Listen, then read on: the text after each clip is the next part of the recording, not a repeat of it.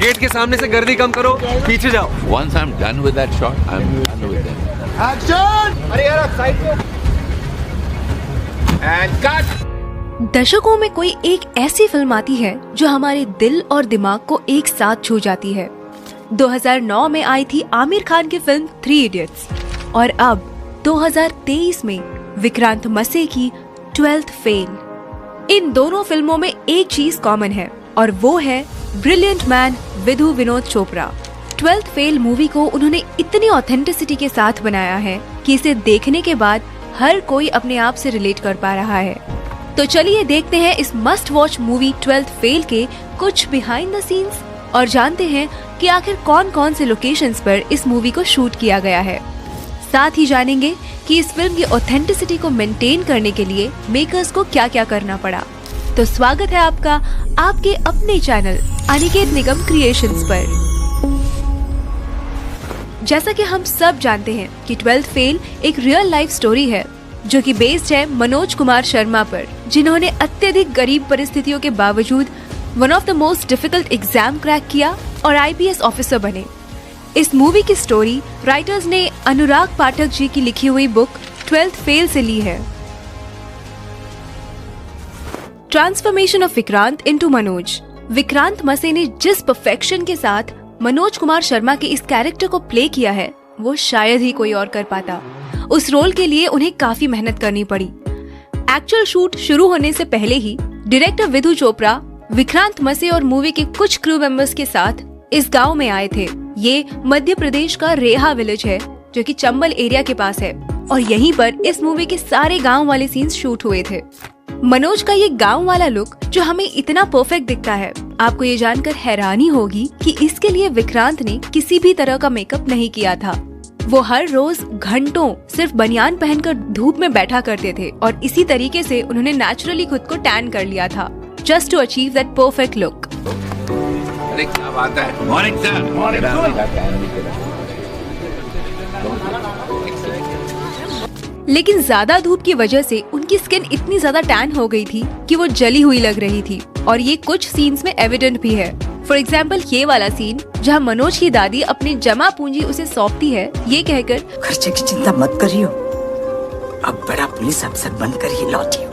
And then ये वाला scene mains exam में फेल होने के बाद जब मनोज श्रद्धा के घर मसूरी जाते हैं, उस सीन में भी उनकी बर्न स्किन हमें क्लियरली दिखती है।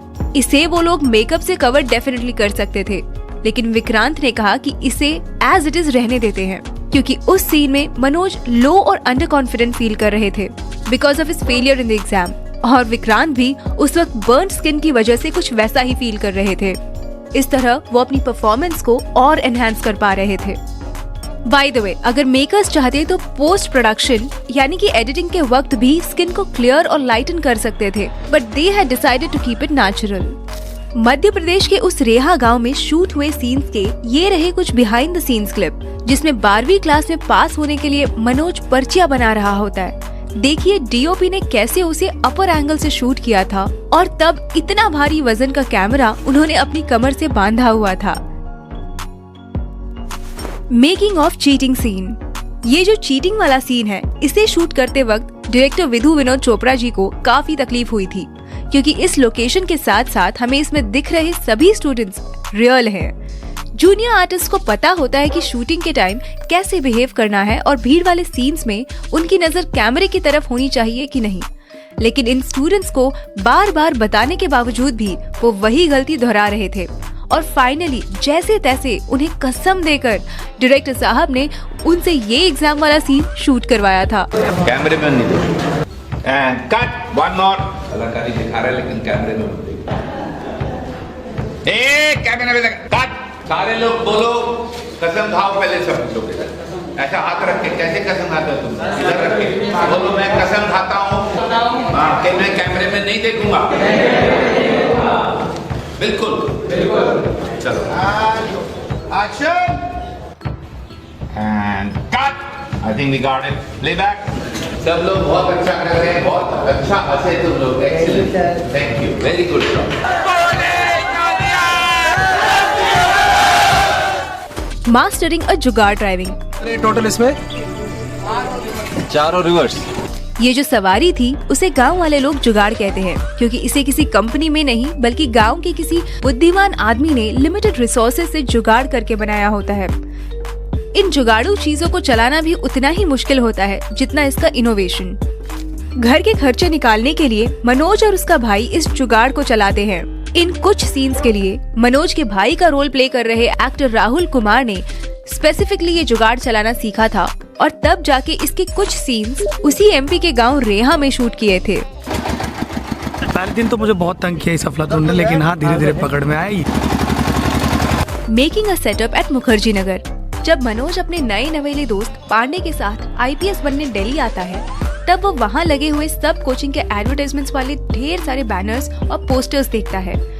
उसी के साथ वो मुखर्जी नगर की भीड़ भी देखता है और अपने दोस्त से कहता है, इतने सारे स्टूडेंट है भैया, कैसे हो पाएगा?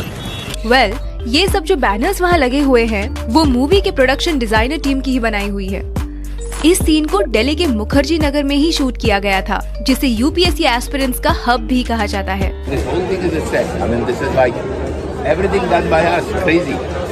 Number 5, making it rain on a sunny day. ये सीन तो आपको जरूर याद होगा। श्रद्धा की इस कोचिंग क्लास में मनोज से मुलाकात होने के बाद कुछ दिनों बाद वो उसे ढूंढते हुए विद्या वाचनालय आती है। यहाँ इस सीन की रिक्वायरमेंट थी बारिश का मौसम, मगर शूटिंग के दिनों में यहाँ तेज धूप पड़ रही थी। इस सीन के लिए टीम ने 2 रेन मशीन का यूज किया था और जब श्रद्धा इस लाइब्रेरी में एंटर हो रही थी तब हम देख सकते हैं कि उस सीन को कैसे शूट किया जा रहा है।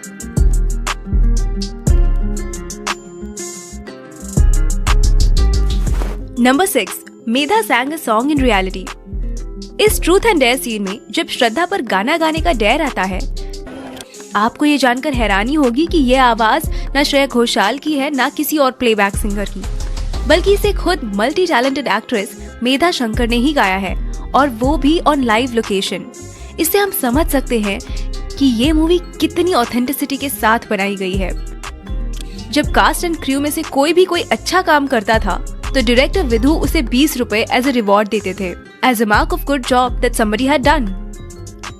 जब इस पर्टिकुलर सीन का शूट खत्म हुआ तो विधु जी ने मेधा को 100 रुपए दिए थे, which was 5 times of his regular reward. Indeed, it was worth it. क्योंकि सच में यहाँ पे मेधा जी की परफॉर्मेंस हार्ट स्टीलिंग थी। 100 rupees.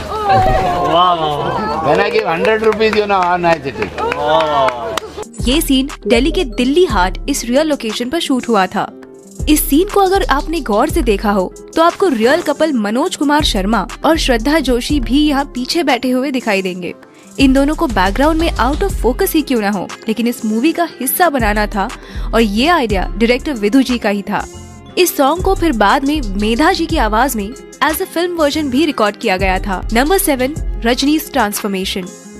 फिल्म के सभी कैरेक्टर्स की स्क्रिप्ट के अकॉर्डिंग एजिंग की जा रही थी और उनके लुक चेंज किए जा रहे थे, लेकिन जब मनोज की छोटी बहन रजनी की बात आई तो उसे छोटा बड़ा कैसे दिखाया जाए, ये चैलेंज मेकर्स के सामने था। इसकी तो कोई छोटी बहन भी नहीं थी जिसे वो छोटी रजनी दिखाते, लेकिन हाँ इसका एक छोटा भाई जरूर था, तो उन्होंने उस पर ये एक्सपेरिमेंट किया और उस लड़के को ही छोटी रजनी बनाकर शूट किया। और क्योंकि वो दोनों भाई बहन थे, उनके फेस कट्स अच्छे से मैच हो रहे थे और कुछ इस तरह उन्होंने रजनी के कैरेक्टर में ऑथेंटिसिटी मेंटेन की थी। Number 8, special appearance of doctor Vikas Divyakirti. हम सब इससे वाकिफ हैं कि 12th फेल में दृष्टि आईएएस के founder and coach Vikas sir का स्पेशल अपीयरेंस है। डायरेक्टर ने एक्शन बोलते ही विकास सर की क्लासरूम में एंट्री हो जाती है।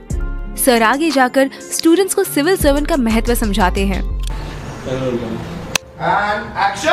आइए Vikas sir, very good, walk fast.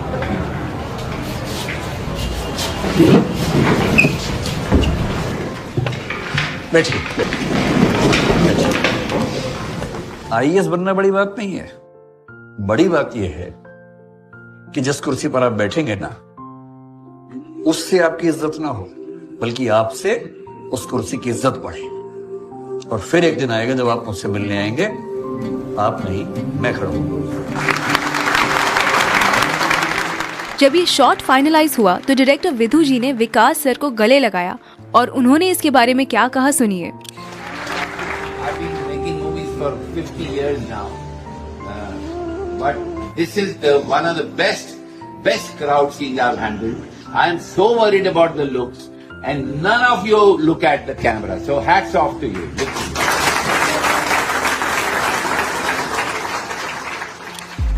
आपकी जानकारी के लिए बता दें कि इस मूवी के कुछ सीन्स और डायलॉग्स विकास सर ने खुद ही लिखे हैं, खास करके ये लास्ट वाला इंटरव्यू वाला सीन। 12th फेल को पहले राजकुमार ईरानी डायरेक्ट करने वाले थे, लेकिन इसे लिखते लिखते विधु जी इन कैरेक्टर्स से कुछ इस तरह अटैच हुए कि उन्होंने इसे खुद ही डायरेक्ट करने का फैसला किया। यूजुअली विधु विनोद चोपड़ा अपने फ्रेंड्स राजकुमार ईरानी और अभिजात जोशी के साथ कोलैबोरेट करके लिखते हैं, लेकिन उस टाइम पीरियड में वो दोनों डंकी पर काम करने में बिजी थे। काश राजकुमार ईरानी डंकी की बजाय 12th फेल को डायरेक्ट करते। उनकी डंकी ने तोड़ी हुई ब्लॉकबस्टर की स्ट्रीक टूटने से तो बच जाती। Shooting at UPSC headquarter. Climax में जब यूपीएससी के प्रीलिम्स और मेंस को क्वालिफाई करने के बाद मनोज को जो इंटरव्यू कॉल आता है, तब मनोज के साथ श्रद्धा उसे यूपीएससी हाउस तक छोड़ने आती है। यहाँ गेट के बाहर जितने भी सीन्स हैं, इन्हें रियल लोकेशन दिल्ली के धौलपुर हाउस पर ही शूट किया गया है। ये वही जगह है जहाँ पर यूपीएससी के इंटरव्यूज लिए जाते हैं, और यहाँ पर मूवी को शूट करने के लिए मेकर्स को स्पेशल परमिशन लेनी पड़ी थी। लेकिन उसके बाद के जितने भी अंदर वाले सीन्स हैं, उन्हें वहाँ शूट के लिए परमिशन नहीं मिली, और इसी के कारण उन्होंने ये सारे सीन्स इसी हाउस के रेप्लिका में शूट किए थे। ये एग्जैक्ट रेप्लिका न्यू दिल्ली में रिकंस्ट्रक्ट किया गया था। Making of the song restart. Bollywood में जो पहले कभी ना बना हो, कुछ ऐसा एंथम सॉन्ग डायरेक्टर विधु जी को इस 12th फेल मूवी के लिए बनाना था। जैसे कि कोई कमरे में गा रहा हो, थोड़ा सुरीला और थोड़ा बेसुरा, थोड़ा आगे थोड़ा पीछे। तो शांतनु मोइत्रा ने इस रीस्टार्ट सॉन्ग को कंपोज किया था, और देखिए इसे कैसे रिकॉर्ड किया जा रहा है। विधु जी ने इसे उनके असिस्टेंट डायरेक्टर से रिकॉर्ड करवाया था, क्योंकि उनका कहना था कि ये लोगों का गाना है, तो लोगों को ही गाना है। Detailing in the shots. 12th fail को कम्प्लीटली ऑथेंटिक बनाती है इस पर की गई डिटेलिंग। तो चलिए बात करते हैं इस मूवी के कुछ डिटेल्ड सीन्स की। सबसे बेस्ट चीज ये थी कि मनोज कुमार शर्मा और श्रद्धा जोशी, इन दोनों के भी रियल लाइफ के नेम्स मूवी में भी एज इट इज रखे गए थे। मनोज गरीब घर से बिलोंग करता है, तो उसके सभी सॉन्ग्स हमें क्लासिकल बैकग्राउंड म्यूजिक के ही सुनने को मिलते हैं।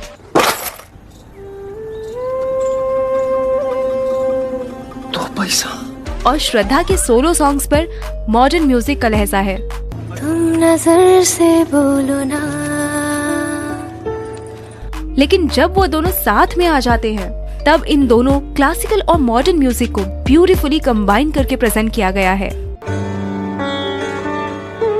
अब जाओ, पलट दो दुनिया।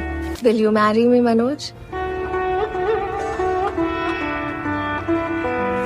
श्रद्धा डिप्टी कलेक्टर बनने के बाद जब मनोज के इंटरव्यू के दिन दिल्ली आती है, जिस व्हाइट एम्बेसडर कार में वो दोनों यूपीएससी के लिए ट्रैवल करते हैं, उस कार के नंबर प्लेट की शुरुआत यूए यानी कि तब के उत्तरांचल और आज के उत्तराखंड को रिप्रेजेंट करती है। 12th फेल के ऑलमोस्ट सभी सीन्स रियल लोकेशन पर ही शूट हुए हैं।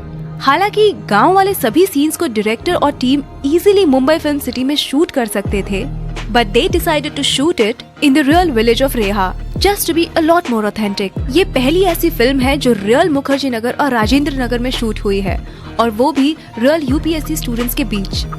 मुखर्जी नगर में हर हिंदी मीडियम का वो बच्चा था जो अपने गांव में ये बोल के आया था कि मुझे कुछ करके दिखाना है, उसमें भी एक। इस मूवी का हर एक सीन डिटेल है, जिन्हें डायरेक्टर और उनकी टीम ने काफी मेहनत और ध्यान से बनाया है।